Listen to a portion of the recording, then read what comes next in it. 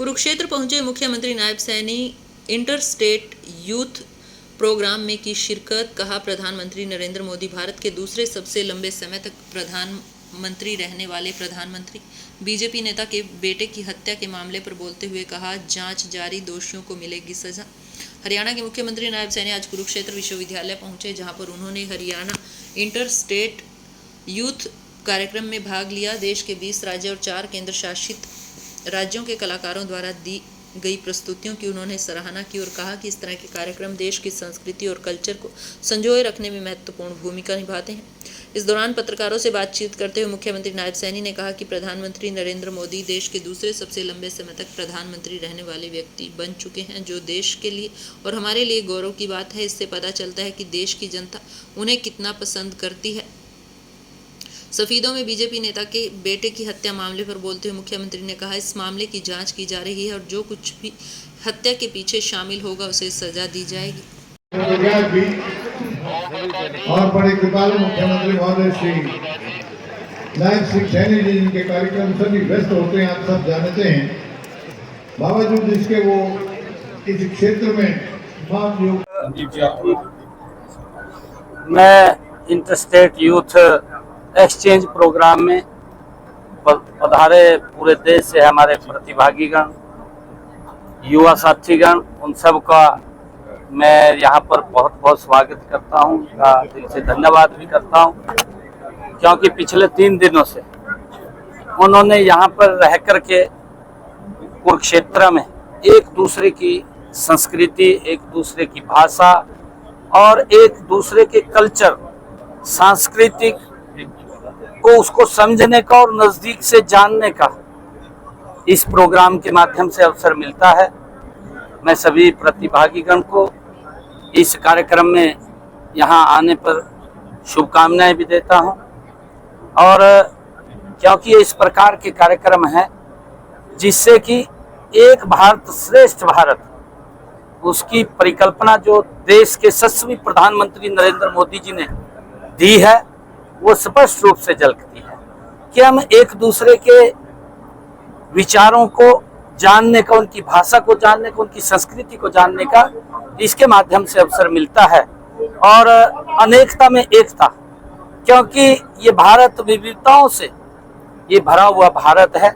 यहाँ अलग अलग कल्चर हैं, अलग अलग भाषाएं हैं, उनमें हम सब जब एक मंच के ऊपर इकट्ठे होते हैं तो हमें अनेकता में एकता, यही एक भारत श्रेष्ठ भारत की परिकल्पना है।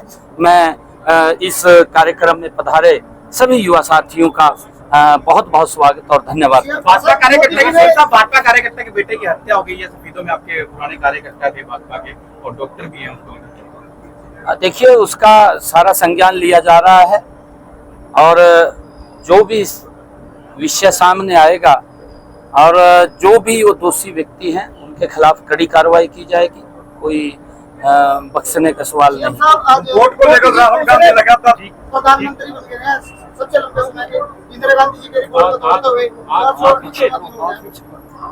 देखिए, देश के यशस्वी प्रधानमंत्री नरेंद्र मोदी जी ने एक नया भारत, एक मजबूत भारत, एक सशक्त भारत इन 11 वर्षों में खड़ा करने का काम किया है।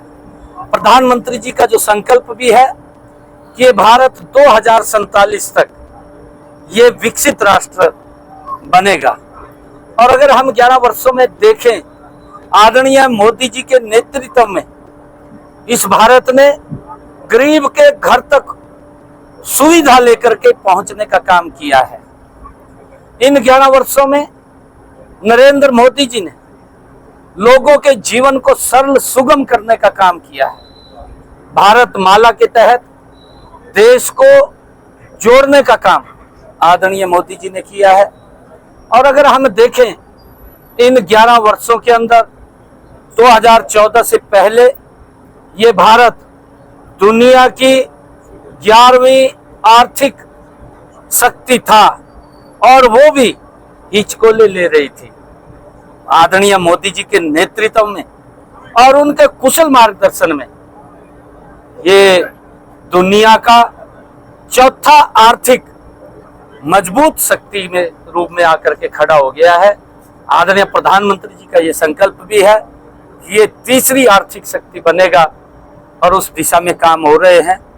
मैं आदरणीय प्रधानमंत्री जी जो लगातार इस भारत को ऐसे व्यक्तित्व की आवश्यकता थी आजादी के बाद नरेंद्र मोदी जी के रूप में जो भारत को मिला है, जिन्होंने भारत की तस्वीर बदलने का काम गति से कर रहे हैं। सर, बांग्लादेश पकड़े गए गुरुग्राम में काफी संख्या में, आज उनको लेकर क्या कहेंगे, क्योंकि कांग्रेस भी उस पर सवाल नहीं, देखिए जो बाहर से आए हुए इस प्रकार के लोग हैं उनको वापस भेजने का काम हम कर रहे हैं। मैंने पहले भी ये बात कही थी, पीछे भी हमने इस बात को कहा था कि जो लोग बाहर से आकर के यहाँ पर रुके हुए हैं उन्हें वापस अपने देश जाना पड़ेगा।